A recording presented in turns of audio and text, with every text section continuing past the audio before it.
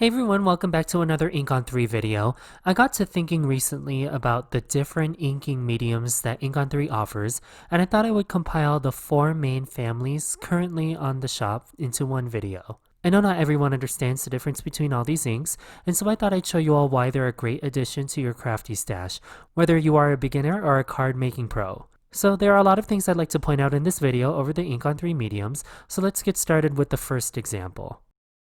The first ink I'm showing you is the Ink on 3 Blackout Detail Ink. This ink is a hybrid ink, which means it has the permanence of a pigment ink or solvent ink, but behaves like a dye ink. So this ink dries fast and will not bleed or shift under wet coloring mediums, such as alcohol markers like Copics or watercolor. And the color is intense like a pigment ink, so if you color over the black outline with a transparent medium like watercolor or alcohol markers, the stamped image will still be very black. For my quick and simple example using Blackout Detail Ink, I'm going to stamp the dragonfly and large lily pad image from Water Lily 4x6 stamp set onto a small panel of white Copic friendly cardstock. I will also stamp the large lily pads several times as a pattern on the smooth side of some inexpensive watercolor paper. I use Neenah Solar White in 80 pound and Canson XL respectively. For the watercolor paper, I'll set it aside and show you a card later, but for now I'll begin coloring the dragonfly and lily combo. I'm going to speed up this portion and talk through the ink with you. I'm applying several layers of alcohol markers to my paper.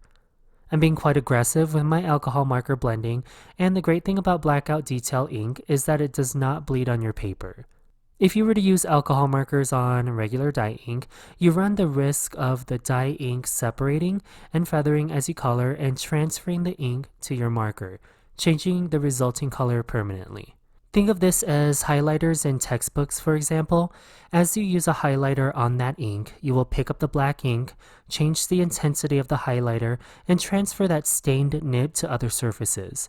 My recommendation is if you are coloring with Copic markers or other alcohol-based markers, that you find a great alcohol-safe stamping ink, and Ink on 3's Blackout Detail Ink is one of them if you like to color. As I did earlier, Blackout Detail Ink can also be stamped on watercolor paper and watercolored over. Using light washes of transparent coloring mediums such as alcohol markers and watercolor does not disturb how matte black the stamped outline is. However, once you use an opaque coloring medium such as high-quality colored pencil, gouache, or acrylic paint, the outline is going to be covered, which is understandably what is going to happen. Now, after coloring with alcohol markers, I will end up going back with my polychromos pencils. However, I'm being careful not to overlap the black outlines of the stamped images or pressing too hard. Just light touches of colored pencil to enhance the lily pad detail. Earlier, I stamped and colored the repeat lily pad image as an example of the Blackout Detail Ink. Here I am emphasizing the use of watercolor, but I will use it in this next segment for another ink type. So moving on, this is the Juicy Embossing Ink from Ink on 3. For the new crafters out there, Embossing Ink or Watermark ink has an oily and sticky finish and has no color to it. Once Watermark ink is dry on paper, it looks just like official documents with a watermark seal on it. In the paper crafting world, this ink is used to hold on to embossing powder before it is dry. Ink on 3 has a few embossing powders on the online shop, and I'll show you 2 examples on using embossing ink and powders. For the first example, I'll use the perfume bottle image from Bad and Boujee 3x4 stamp set. Before inking up the stamp and taking it to the paper, I'm going to prep the surface of the paper with some anti-static powder.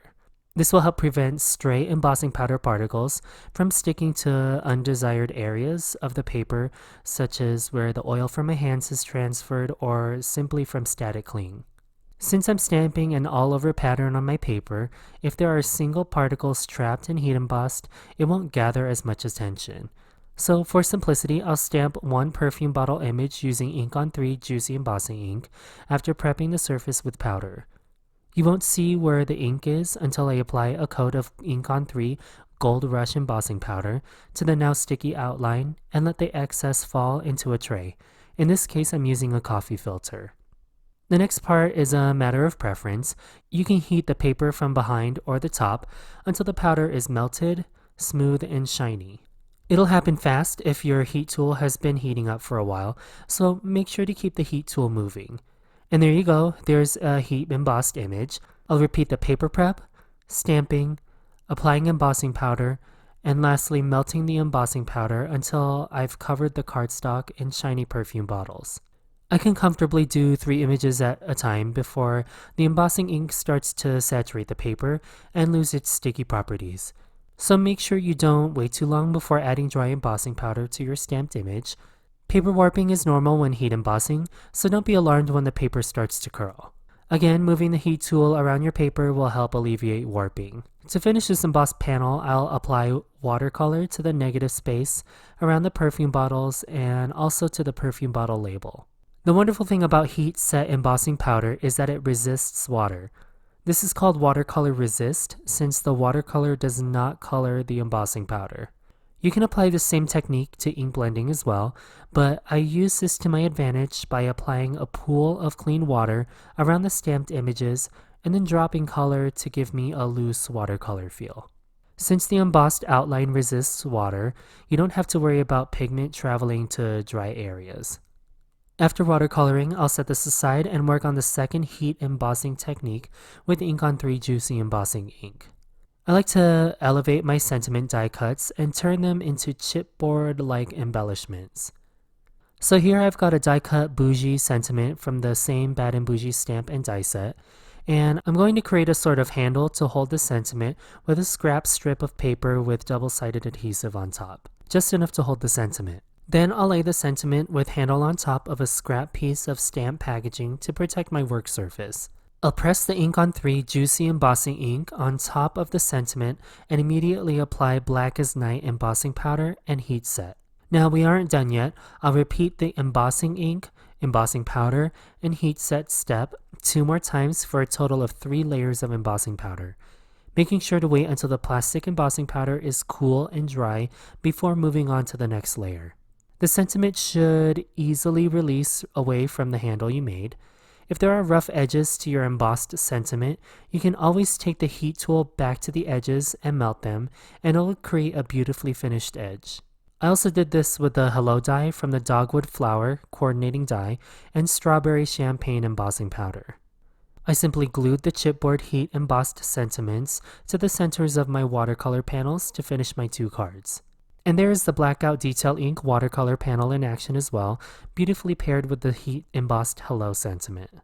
Alright, for review, I have showcased the Blackout Detail Ink, Juicy Embossing Ink, and now I'm going to show you all a medium that Ink on 3 has revolutionized. The Ink on 3 Fadeout No-Line Ink is for all of you who love to color stamped images, regardless of the medium. This ink is made to disappear or fade once your coloring medium is applied. I love using this product for floral images. But today I'll be using the Raccoon Hugs Stamp and Die Set to demonstrate how No-Outline Ink can elevate your coloring projects. I'm going to zoom you all in and show you all the coloring process. Nothing special here with the Fadeout ink. Simply stamp the image and you're ready to start coloring. It doesn't look like there's anything on the paper, but in person, there is a visible warm gray outline of a raccoon holding a heart balloon. For this project, I'm using Copic markers and colored pencils. I'm not being shy about staying within the lines.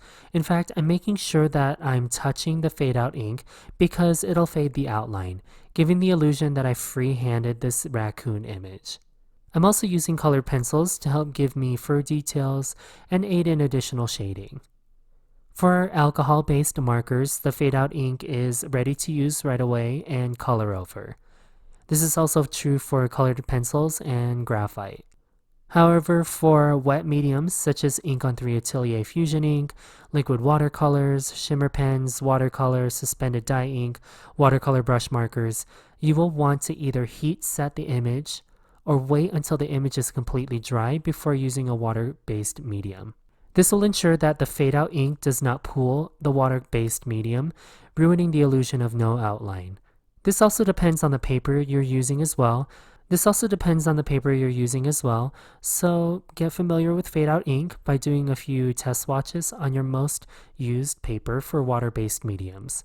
Like I said earlier, I use Fadeout ink on floral images. I typically color floral images on white cardstock with layers and layers of alcohol markers and have never experienced any pooling or feathering. I've also used Fadeout ink on craft cardstock with colored pencil and achieved amazing results. Fadeout ink enables me to modify floral images by subtracting and coloring petals to give me different flower variations if a stamp set only contains one flower. Okay, so after coloring this raccoon image, I'll die cut him out using the coordinating Raccoon Hugs Die Set. I'll set him aside and work on my background to the scene card. Now, for the last inking medium Ink on 3 has right now is the Atelier Fusion ink. I have an entire video solely dedicated to this newer line of inks, so make sure you check that out. Simply put, this is a water-reactive watercolor ink that blends beautifully and is more opaque than your normal dye inks. It is a class of inks all on its own, so I strongly suggest that you head over to that video next.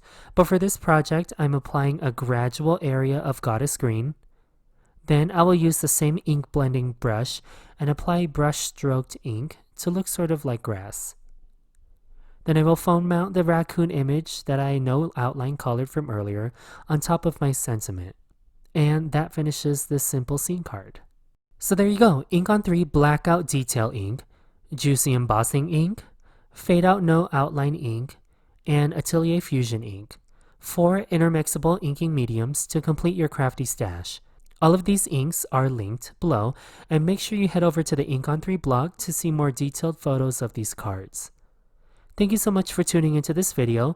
Make sure you like, subscribe, and share this video with your Ink on 3 friends, and I'll talk to you all very soon, and have the best day.